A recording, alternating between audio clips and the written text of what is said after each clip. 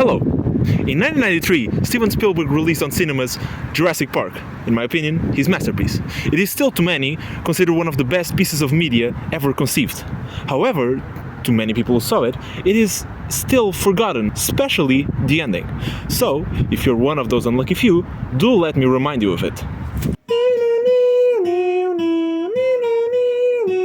After surviving many scientifically inaccurate prehistoric horrors, our main character, paleontologist Dr. Alan Grant, and the other survivors escape in a helicopter into the sunset, and as they do, Dr. Grant smiles into the distance. But what was he smiling at? Birds. Brown pelicans, to be precise. Now, one could reduce this scene to birds symbolizing an escape back into the safety of the modern world after having to deal with whatever those things were. However, to me, it means so much more than that. It means that even after witnessing those breathtaking giants moving in herds and eating people straight off the toilet, nothing will ever come more close to a real, breathing and living dinosaur than the birds that fly over our heads every single day of our lives. Poetic film analysis aside though, let's get to the meat of it. Birds are dinosaurs. Pretty much everyone has heard this at least at some point in their life, even if they disregarded the idea immediately. And I mean, who can blame them? You can't just turn a T-Rex into one of these, right? Well, I say you can. And I know one special little creature who does so too. So let me introduce you to Arxhaeopteryx.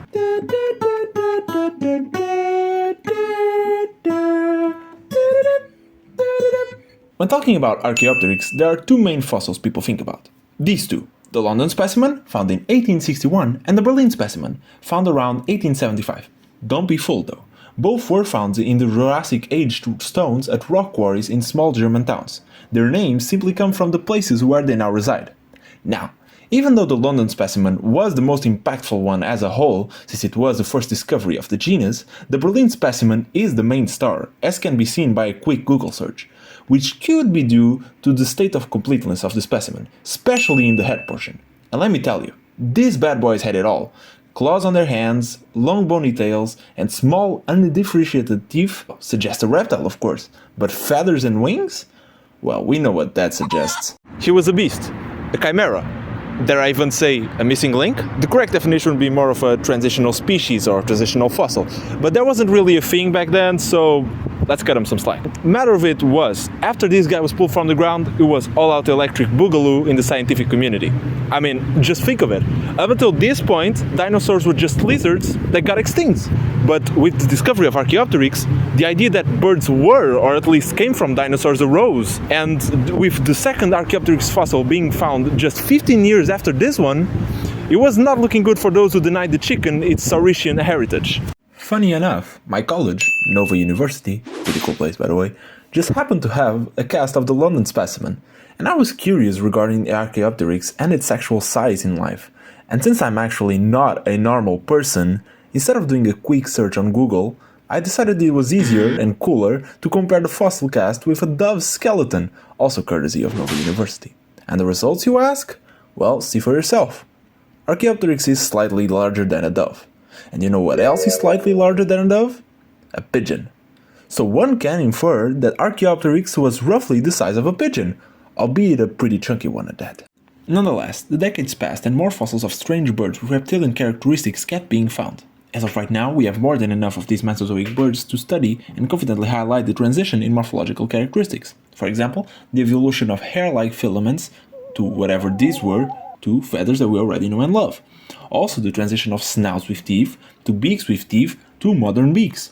Lastly but not least, we can also observe the transformation of hands with claws, to slankier hands with claws, to hands with fused fingers with hidden or non-existent claws. By the way, did you know that some birds, like the ostrich and the casuar, still have exposed fingers and claws below their wings? Pretty cool. But anyways, today it is impossible for anyone that truly understands the subject to deny that all birds are in fact dinosaurs, or at least descendants of that lineage somehow. However, one could still ask, even if all birds are dinosaurs, not all dinosaurs are birds, right? And yes.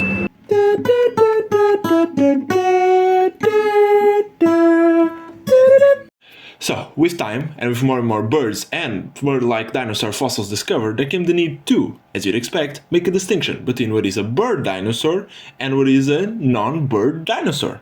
And that distinction came in the form of Avialae, a clade consisting of all theropods more closely related to modern birds, aka neornites, than to its sister clade, Deinonychosauria, which includes dinosaurs like the Velociraptor and the Deinonychus.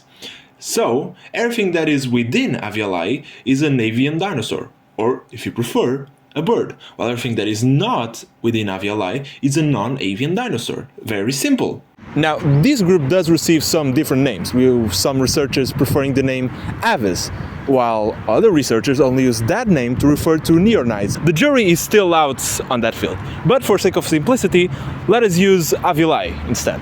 So, to understand where Avialae stands in the midst of Hollywood's favorite beasts, let us look at phylogenetic trees of, in this case, the Coelosauria clade. Now, even though these are different phylogenetic studies done by different authors at different times, they are relatively similar to each other in various senses. For example, the clade Paravis including both birds and dromaeosaurids. However, this next tree does take a strange turn.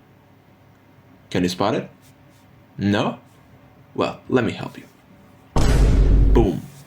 Arxhaeopteryx is no longer a part of Avialae, which would make it not a bird. Even if this is just one study done by one group of authors at one specific point in time, most other studies in the area since do agree on the subject of the matter. And let me tell you, when I first saw this, I was absolutely heartbroken.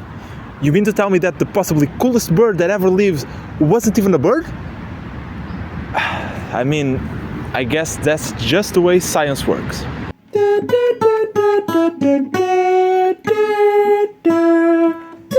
Speaking of the way science works, you might have noticed that I've been using the word clade a lot, but what is a clade really? Well, when talking about classification of species, most of you must know that it's simple: kingdom, phylum, class, order, family, genus, and species, right? Well, let's apply it, for example, to the Tyrannosaurus rex and the common rock pigeon. There's a problem. At no point during this classification does it indicate that the pigeon is, or at least comes from, dinosaurs, much less theropods, just like the T-Rex. Matter of fact, it doesn't even include the word clade.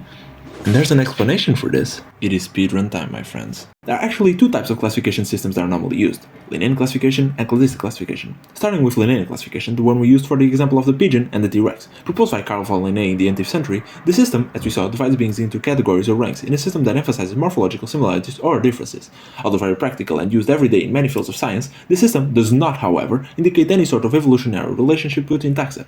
Please bear with me now, we'll be back to the funny stuff in a bit. The other system, the cladistic one, is a little different. Instead of using the ranks proposed by Linnaeus, it rather uses the concept of a clade, which consists in a group of organisms and their common ancestor, which is identified to share derived traits, also known as synapomorphies, which originated in the shared common ancestor and are present in all of its descendants. As such, in cladistic classification, one organism is not fixed into 7 different ranks, but rather in many clades. This system creation is mainly attributed to entomologist Willy Hennig. However, one can simply ignore Darwin's very own ideas of common descent and branching nature in evolution and how they contributed to this. Speaking of branching, it is this particular system that forms the base for the construction of cladograms and phylogenetic trees that we used to previously follow Arxhaeopteryx's evolutionary position. And this is all very pretty. However, both have their issues. As both base themselves on morphological characteristics in one way or the other, both are also at the mercy of the fossil record and the many fragmentations and transformations that may come with fossilization. They are also both subjected to conversion and evolution and the development of similar traits in different lineages, also known as homoplasy. In a more particular approach, Linnaean classification is more prone to the unintentional creation of groups that are not reflective of evolutionary relationships, while cladistic classification must face the difficulty of identifying true derived traits in an incomplete fossil record, which is harder than it sounds. Whew, speedrun completed. So, where does modern science stand on this issue? Well, modern science likes them both. You see, there's a current comprehension that both systems are good for particular things, and as such, we better look at it individually to try and take the best of both in order to better comprehend biodiversity. However, cladistic classification is always better in terms of evolution and paleontology. So much so that many investigators and experts are even capable of saying Linnaean classification is nearly useless, sometimes even without the nearly, to which I must kind of agree. I mean, just think of it. In the long term, with evolutionary time, one Linnaean rank transforms into another, and so on, and this is just not feasible as a study model, hence why cladistics are superior. And a fun fact about cladistic classification is that once a being is within a clade, there is no leaving the clade. Therefore, modern birds, again, neornites, are of course within Avialae, which makes them birds, but they're also within amniota, tetrapoda and vertebrata, which makes them amniotes, tetrapods and vertebrates. Now we also know that they are within Dinosauria, which makes them dinosaurs. But we are missing something here. These three clades, Arxhaeopteryx, Diapsida and Reptilia, which makes birds, orcosaurs, diapsids and reptiles. So, not just birds are dinosaurs, birds are reptiles. Deal with it. During all of this excited and accelerating scientific conundrum, I'm sure that most, if not all of you, still have one question in their minds. Okay, we get it. Birds are dinosaurs. But didn't dinosaurs go extinct? So how are birds around? Well, let us look at one final phylogenetic tree that will certainly answer us. So starting from a tree that we already observed, I added a flare of my own, but the main group that we need to observe are the ornithorhynchs, the enantiornites and the euornites. The enantiornites, also called the opposite birds, not because they flew upside down or something like that, but rather because they had a reversed shoulder joint when compared to modern birds, were the most diverse group of birds during the Mesozoic.